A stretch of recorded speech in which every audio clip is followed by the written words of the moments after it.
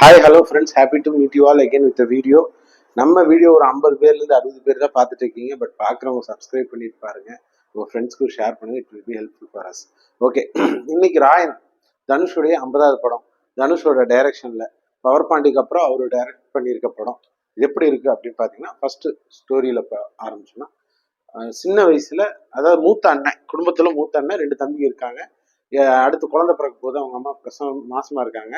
அந்த பிரசவ டயத்துல தம்பி கிட்ட கேட்குறாங்க, என்ன குழந்தை வேணும் அவங்களுக்கு அப்படின்னு கேட்குறப்ப, தம்பி தான் வேணும், தம்பி தான் வேணும், 2 தம்பி சொல்றாங்க. பட் இது தங்கச்சி தான் வேணுங்கிறாரு.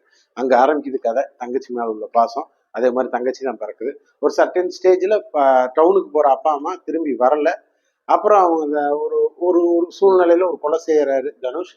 அங்கிருந்து தான் தம்பி தங்கச்சிகளோட இங்கே கிளம்பி வர்றாரு. கிளம்பி வந்துட்டு அவர் நல்ல ஒரு லைஃப்பை பீஸ்ஃபுல்லாக ஒரு ஒரு ஃபாஸ்ட் ஃபுட் கடை வச்சுட்டு ரன் பண்ணிட்டு இருக்கிறப்ப 2 டான்ஸ் இருக்காங்க. அவங்களுக்குள்ள நீயா நானான்ற போட்டி போயிட்டு இருக்கு. சரவணன் அண்ட் எஸ்ஜே சூர்யா, இந்த 2 கேரக்டருக்கு இன்பிட்ல இவங்க 2 பேருக்கு நடுவில் இவர் எப்படி மாட்டிக்கிட்டாரு, இவங்க தம்பிகள்னால மாட்டிக்கிட்டு இதுல வந்து எப்படி சிக்கினாரு, எப்படி வெளியே வந்தாரு, என்னென்னலாம் நடந்துச்சு அப்படின்றத கதை. இந்த கதையோ இந்த படத்தோட பாசிட்டிவ் என்னன்னு பார்த்தீங்கன்னா, ஃபர்ஸ்ட் ஆஃப் செமையா இருக்கு. உண்மையிலே சொல்லணும்னா, ஏற்கனவே பார்த்த மாதிரி தான் இருந்தாலும், எங்கேயோ நம்ம பார்த்துருக்கோமே அந்த ஃபீல் தான் கொடுத்தாலும் நல்லா இருக்கு. ஒரு மாதிரி போயிட்டு இருந்த கதை சூப்பரா, அந்த இன்ட்ரோல் சீன் ஆகட்டும், கதையை கொண்டு போன சீன்ஸ் ஆகட்டும் நல்லா இருக்கு. அந்த ஏர்லியர் போர்ஷன்ஸை தவிர மீதி எல்லாமே கதைக்குள்ள செட் ஆன மாதிரி இருந்துச்சு. செகண்ட் ஹாஃபை பொறுத்த வரைக்கும் பார்த்தீங்கன்னா, அந்த செகண்ட் ஹாஃப்ல ஒரு எஸ்ஜே சூர்யா கூட மீட் பண்ற சீனு, ஒரு கொலை பண்ணிட்டு அவங்க தங்கச்சி வந்து காஃபி போட்டு கொடுத்து மாஸ்க் காட்டுற சீனு, அவர் சில இடத்துல தனுஷ் வந்து கேமரா பார்த்து சிரிக்கிற சீனு, இந்த மாதிரி சீக்வன்ஸ்லாம் நல்லா இருந்துச்சு. அப்புறம் வேற என்னெல்லாம் ப்ளஸ் அப்படின்னு பார்த்தீங்கன்னா, பேக்ரவுண்ட் ஸ்கோரு, சாங்கு, அப்புறம் வந்து சினிமாட்டோகிராஃபி, எடிட்டிங், ஃபைட் சீக்வன்ஸ், இது எல்லாமே இந்த படத்தோட ப்ளஸ்ஸாக இருக்கு. Dushara Dushara Vijayan, I'm not wrong, அவங்களோட பெர்ஃபார்மன்ஸ் தனுஷோட பெர்ஃபார்மன்ஸ்க்கு ஈக்குவலாக இருக்கு. ஆக்சுவலாக சொல்லணும்னா அவங்க ஒரு படி மேலேயே பெர்ஃபார்ம் பண்ணியிருக்காங்க.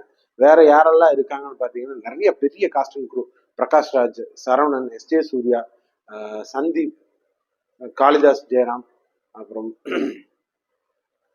நிறைய பேர் இருக்காங்க. பட் பெருசா பேசப்பட்டதுன்னு பார்த்தீங்கன்னா துஷாராவோட ரோல் தான். பிரகாஷ் ராஜ் அவருக்கு ஏற்ற ரோலை பண்ணியிருக்காரு. செல்வராகவன், அப்சல்யூட்லி செல்வராகவன், என்னடா ஃபர்ஸ்ட் ஹாஃப்ல என்னடா இப்படி ஒரு ஏதோ கதையோட ஒன்றிணையாமே போறாருன்னு பார்த்தா, செகண்ட் ஹாஃப்ல அவரோட ரோல் வந்து ஜஸ்டிஃபை பண்ணப்படுது. பட் எஸ்ஜே சூர்யா மாதிரி ஒரு பெர்ஃபார்மரை வச்சுக்கிட்டு இது வந்து பெரிய வில்லனிசம் இல்லை, ஒரு பயங்கரமான ஒரு வில்லனோட இம்பாக்ட் கிரியேட் பண்ணலையோ அப்படின்றது.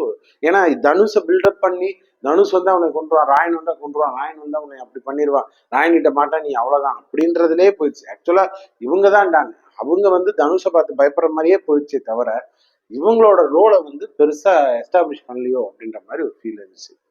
அது வந்து மைனஸ். மற்றபடி பார்த்தீங்கன்னா செகண்ட் ஹாஃப்ல கதையை வேற மாதிரி கொண்டு போயிருக்கலாம். ஏன்னா தம்பிங்க நல்லபடியா இருக்காங்க, தம்பிகளுக்காண்டி தான் வராரு, தங்கச்சிக்காண்டி வராரு, கடைசியில் அந்த தம்பியிலே துரோகியா மாறுறாங்க. ஸோ இந்த மாதிரிலாம் கொண்டு போகாம நிறைய பார்த்துட்டு முதல்ல குத்துற சீன்லாம் நிறைய அஜித் படத்துல பார்த்தாச்சு.